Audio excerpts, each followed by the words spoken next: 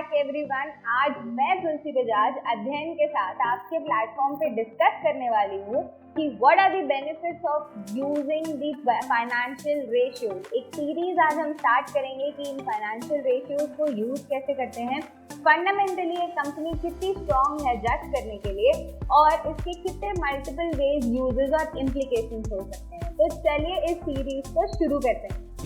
तो सबसे पहले हम स्टार्ट कर रहे हैं प्राइस टू अर्निंग रेशियो, यानी कि PE ratio. The most common ratio अगर कोई भी पहले पढ़ता है तो वो पीई रेशियो से शुरू करते हैं। तो let's understand what is PE ratio, what is the formula of PE ratio, what are the measures and what are its implications and uses in this particular video.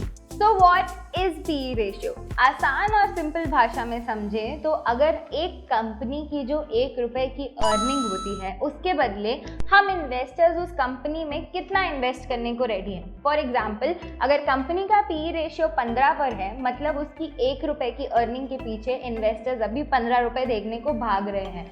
So of course, definition से ये clear है कि the lower the PE ratio, the better the accuracy, because ₹1 के बदले ₹1 मिलना is more beneficial than ₹2 का invest करने के बदले ₹1 मिलना। Now let's come to formula and calculation. Formula PE ratio का ये है प्राइस अपॉन EPS। प्राइस का मतलब तो जो करंट प्राइस अभी चल रहा है that is the CMP of the stock and EPS means earning per share. अब इन दोनों फॉर्मूला में यूज करके हम लोग को फाइनल पीई रेशियो मिलता है। एग्जाम्पल से समझते हैं, जैसे कि रिलायंस इंडस्ट्रीज का करंट रिकॉर्डिंग डेट में प्राइस चल रहा है 2767, दैट मीन्स 2767 रुपीज। अगर इसको हम डिवाइड करें उसके करंट EPS रेशियो से विच इज 89.7, तो we'll get a calculation of P ratio being 30.7, approximately 31 rupees. अब हमने काफ़ी कुछ बेसिक समझ लिया है। अब समझते हैं कि इस पी रेशियो को यूज़ करके क्या हमें इम्प्लीकेशंस मिल सकते हैं और इसकी इंपॉर्टेंस क्या है। आप किसी भी कंपनी का पी रेशियो देख के ये नहीं बता सकते कि उसकी वैल्यूएशन परफेक्ट है कि नहीं। हमें ये पता है कि सस्ते से सस्ता पी रेशियो अच्छा है, लेकिन किसके कंपैरिजन में सस्ते से सस्ता? उसकी इंडस्ट्री के कंपैरिजन में सस्ते से सस्ता। इंडिविजुअली किसी भी स्टॉक का पी ऐसा नहीं बोला जा सकता कि अगर 5 के नीचे है तो अच्छा है और 10 के ऊपर है तो बुरा है। This can never be the exact calculation and implication. हमेशा आपको उसे एक कंपैरिजन से देखना पड़ेगा। For example, let's compare to banking stock first. Compare करने से पहले हमें ये जानना ज़रूरी है कि सिर्फ और सिर्फ स्टॉक का पी रेशियो नहीं होता है, इंडस्ट्री का भी पी रेशियो होता है। इनफैक्ट निफ्टी का भी पी रेशियो होता है, जिसका रेलेवेंस हम धीरे धीरे सीखेंगे। अभी हम समझते हैं अगर किसी इंडस्ट्री का P ratio, let's take for example, जैसे हमने कहा बैंकिंग से शुरू करते हैं। बैंकिंग सेक्टर का पी रेशियो करेंटली 18.7 पर चल रहा है और अगर हम इसे कंपेयर करें HDFC और एक्सिस से तो देखा जाए तो HDFC is more expensive in valuation because HDFC का जो PE रेशियो है that is standing around 20.4 and axis का जो PE रेशियो है दैट इज 14.7। इस वैल्यूएशन के हिसाब से axis point looks really nice, but हमें PE रेशियो में एक और ऐसी चीज़ कंसिडर करनी होती है दैट इज EPS। ये PE रेशियो जो एक्सपेंसिव होता चला जा रहा है उसके पीछे का रीज़न क्या है?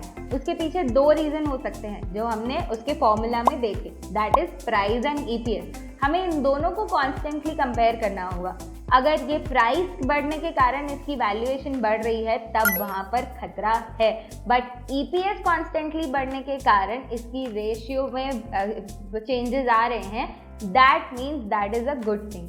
EPS जितना ज़्यादा बढ़ेगा उतना ही कंपनी के लिए एक बेनिफिशियल पॉइंट होगा और automatically that will affect to its PE, so that doesn't really affect its PE ratio की valuation. But yes, industry valuation और कॉम्पिटिटर्स में देखा जाए तो लोगों को एक्सेस यहाँ के एग्जाम्पल के हिसाब से ज़्यादा अच्छा लगता, but to be honest this is never the case. This is not the only ratio to compare and we all know HDFC is performing way above than access.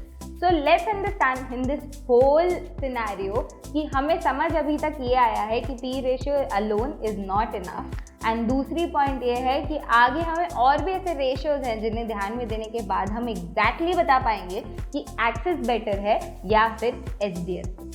So yes, this is all in the series of financial ratios part 1. अभी तो सिर्फ P ratio आया है which is the very basic one. P ratio complete होगा हमारे EPS ratio के साथ, जो कि हमारा अगला financial ratio होगा.